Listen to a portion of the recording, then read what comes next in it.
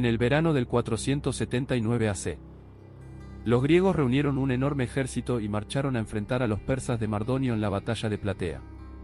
Al mismo tiempo, una flota aliada helena navegó hasta Samos, donde fondeaba lo que quedaba de la desmoralizada flota persa, para luego acorralarlos y dar paso a la batalla de Mícala.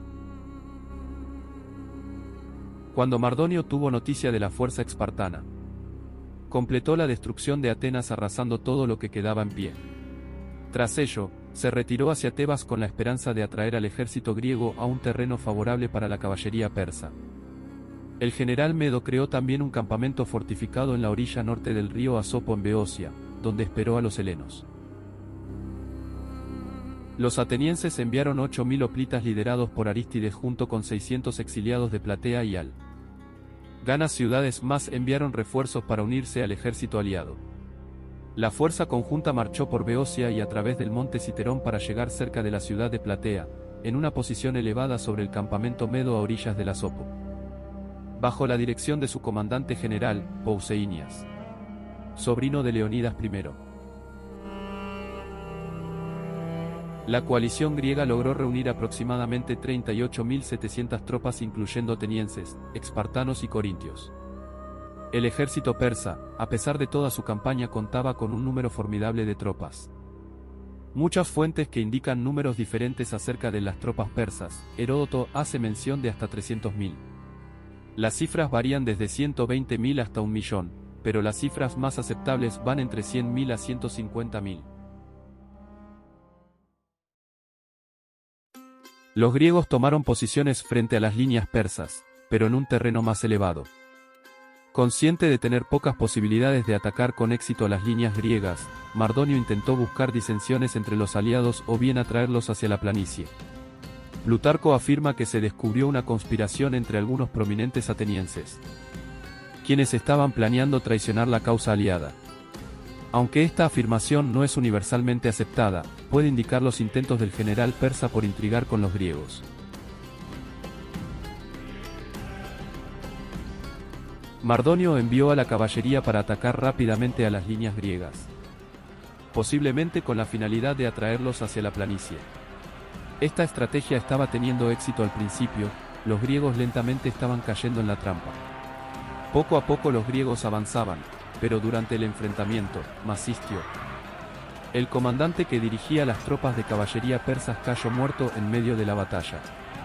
La caballería persa se retiró inmediatamente de la batalla teniendo que abandonar la estrategia.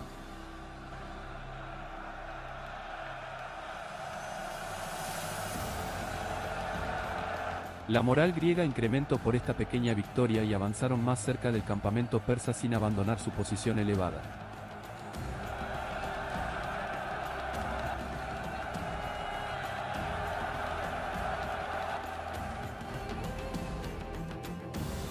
Los espartanos y los tegianos estaban en una colina a la derecha de la línea, los atenienses sobre un montículo a la izquierda y el resto de contingentes en un terreno ligeramente inferior entre ambos.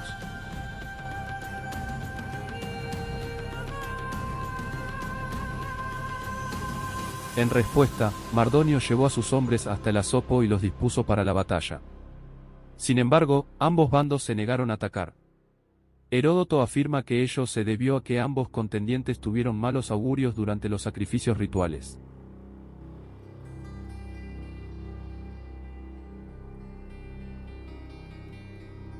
Los ejércitos permanecieron en sus posiciones 8 días, tiempo en que llegaron nuevas tropas griegas.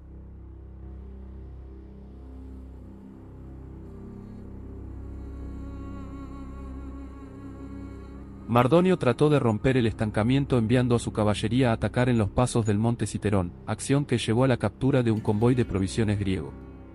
Pasaron 2 días más en los que las líneas de suministro griegas estuvieron en constante amenaza. Entonces Mardonio lanzó un ataque de caballería sobre las líneas helenas, consiguiendo así bloquear la fuente Gargafia, único suministro de agua del ejército griego. Los helenos no podían acercarse al río Asopo debido a la amenaza de los arqueros persas.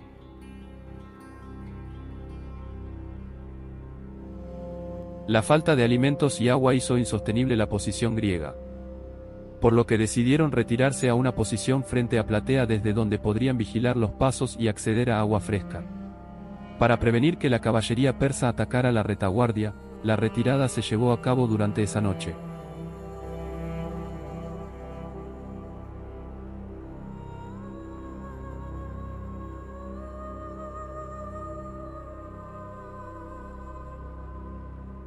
Sin embargo, la retirada se hizo mal. Los contingentes aliados en el centro perdieron su posición y terminaron repartidos frente a Platea.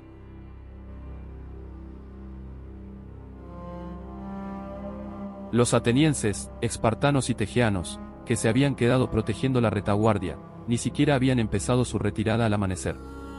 Quedó una única división espartana en retaguardia mientras los demás se retiraban hacia arriba. Pausanias dio instrucciones a los atenienses para retirarse y, si era posible, unirse a los espartanos para combatir juntos en la lucha.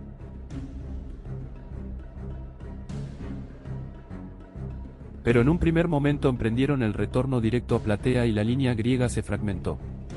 Aprovechando esto, el campamento persa comenzó a moverse.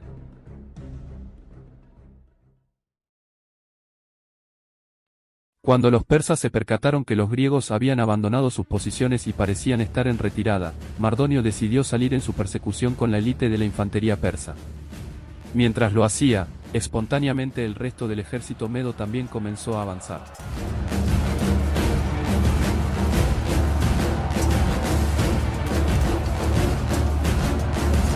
Los espartanos y tegeanos ya habían llegado al templo de Deméter. Y la retaguardia bajo el mando de Amonfrareto comenzó a retirarse del alto, bajo la presión de la caballería persa, para unirse a ellos. Pausanias envió un mensajero a los atenienses pidiéndoles unirse a los espartanos. Pero estos ya habían entablado combate con la falange tebana y no pudieron asistir a Pausanias.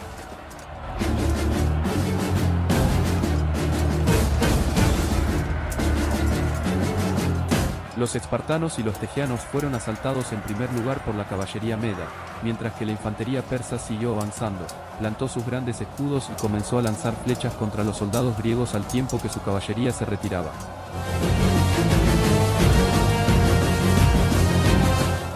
Heródoto afirma que Pausanias se negó a avanzar porque no se dieron buenos augurios en los sacrificios o rituales de cabras que se habían realizado. En este punto, con los hombres bajo una lluvia de flechas, los tegeanos echaron a correr hacia las formaciones persas, ofreciendo un último sacrificio y oraciones a los cielos. Pausanias recibió finalmente buenos augurios y dio orden a los espartanos de cargar contra las líneas persas.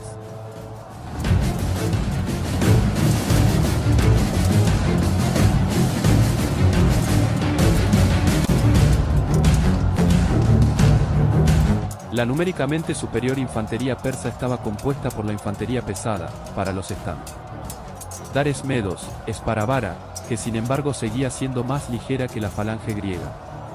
El arma defensiva persa era un gran escudo de mimbre, a lo que unían el uso de lanzas cortas, mientras que sus contrapartes helenas, los hoplitas, portaban un escudo de bronce y una lanza mucho más larga.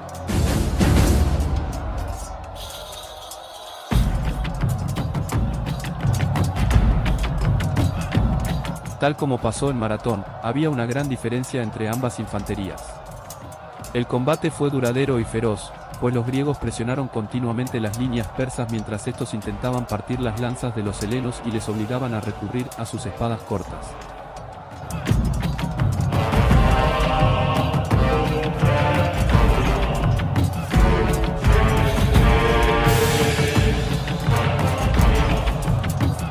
Mardonio estuvo presente en el combate, montado en su caballo blanco y rodeado por una guardia de 1000 hombres.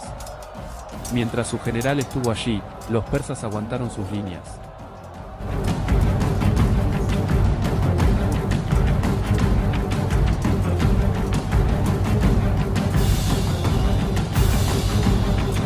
Pero los espartanos se abrieron paso hasta el comandante persa y una piedra lanzada por uno de ellos, Arimnesto, le impactó en la cabeza y lo mató.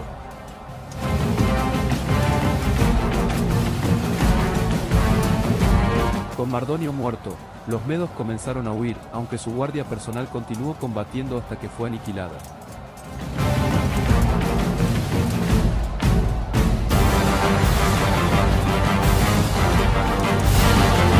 Pronto la huida se hizo general y los persas comenzaron a volver en desorden a su campamento.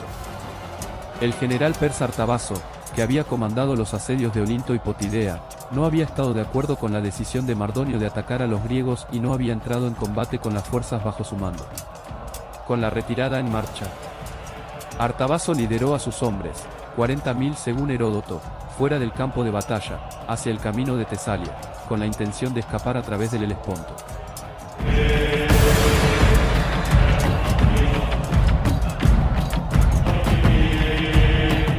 En el otro extremo del campo de batalla los atenienses habían vencido a los tebanos en una dura lucha. El resto de griegos que luchaban para los persas combatieron deliberadamente mal, de acuerdo con Heródoto.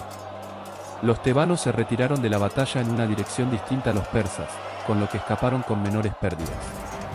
Los aliados griegos, reforzados por los contingentes que no habían intervenido en la batalla, irrumpieron en el campamento persa.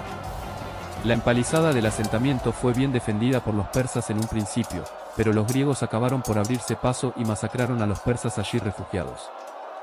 Solo se respetó la vida de 3.000 persas.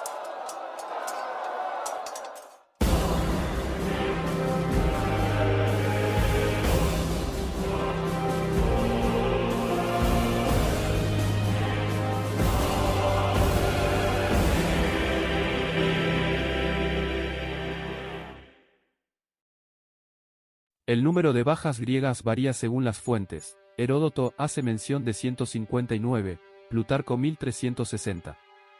Éforo de Saim y Diodoro hacen mención de hasta 10.000 bajas. Todas de atenienses, espartanos, tegeanos y los demás refuerzos griegos. El número de bajas persas varía en distintas fuentes.